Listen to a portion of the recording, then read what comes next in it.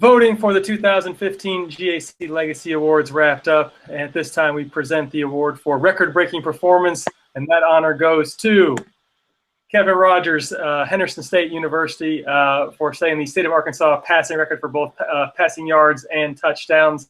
And Kevin, you set that record on the stage at the Eastern. Did you know you guys were close when you guys entered that game, or were you told about it afterwards? I was told that after the game. You know, you're not really thinking about that whenever you're in the heat of the moment and focus on the game. Obviously, we had a good game plan for that week. I don't think I even knew about it before, the week leading up to it. We were playing on national TV, and it was an awesome national stage to play on and to get our team noticed. And it was a great way for our school to get noticed as well as the conference. And, so that's really what we were focused on, was the game plan. And the coaches put us in a great position to win. And our players did a great job executing. And so that record is not only mine, but is theirs as well.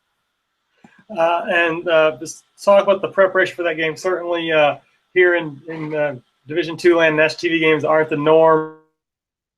Beat field different going. Certainly, were there any jitters as you stepped out onto the field before the game started? I don't think there were any jitters, at least for me personally. Maybe for some guys it was the first TV game, and the thing is, you have to treat that as just a normal game. It's football. It'll always be football. Nothing will change that. You still have to go out in the field and perform and do your job. And I think that we did a good job of that, and we focused up and treated it like a game. And then you're able to watch it afterwards as a memory if you haven't recorded it, and see how cool of an experience that was. But at the time, I think you're just so focused and enveloped in practice and performing that you don't really think about it.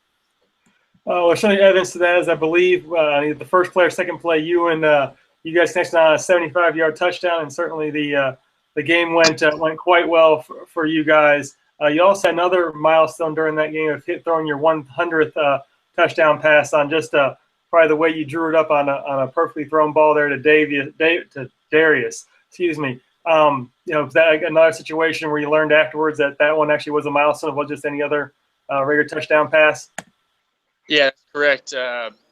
Darius is a great receiver, and he does so well. He's a crisp route runner, and he's a great teammate. And calling that play up, knowing that we had a chance to give him a shot, that all you have to do is just put it anywhere in his area, and it's a great chance for him to go get it. And like you said, didn't know of it until afterwards. I mean, what a great accomplishment for us. I mean, 100th touchdown. If somebody had told me that 4 years ago, I wouldn't have believed it. It's just been a whirlwind and an amazing experience. And the only people I can thank are obviously God and my coaches and my teammates. We couldn't have done it without them. Now, it just dawned on me here, thinking of on the professional scene, milestone things are kept and saved, but a little different. It's certainly in college and D2. Did you have any items saved from that game regardless, or is that ball somewhere, or is it was it then thrown out there the next drive for you guys to use without any acknowledgement that it was the 100th touchdown pass? I think we just threw it out there without any acknowledgement. I do have a few memoirs, just things from the GAC, whether it's an award or I have a jersey that we bought and kept, and it's just different things like that, or things that I've worn in the game, whether it's cleats or a towel, just things that can trigger that memory for you. And obviously we have the game recorded, so there's always that we can go back and watch too. But as far as that in the next series, and hopefully that it kept that the good juju on it, the good luck for. That's right. It may have been touchdown 100 and 101 for all.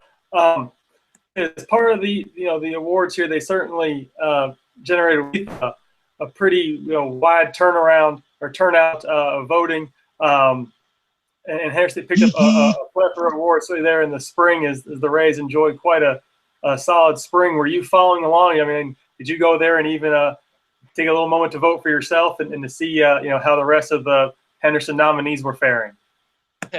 Oh, I never went on there and voted for myself. I did go on there and see the nominees and see who all was in the running. I mean, once you're ready for life, just like any other college. If that college is a part of you for the rest of your life, because it has such an effect on you and grows you as a person. And so for me, it was so awesome to see that our other sports, baseball, softball, golf, tennis, to do so well and excel, in other areas other than football. And I think that starts with our athletic director, Sean Jones. He does a tremendous job and creates an attitude of excellence that we want. And I think that trickles down to obviously the coaches and then the players and administration, as well as students. And, it was just awesome to see that. And it feels great to, as an alumni now, which is weird saying that, that you're great. And it was awesome. I did follow along and support them.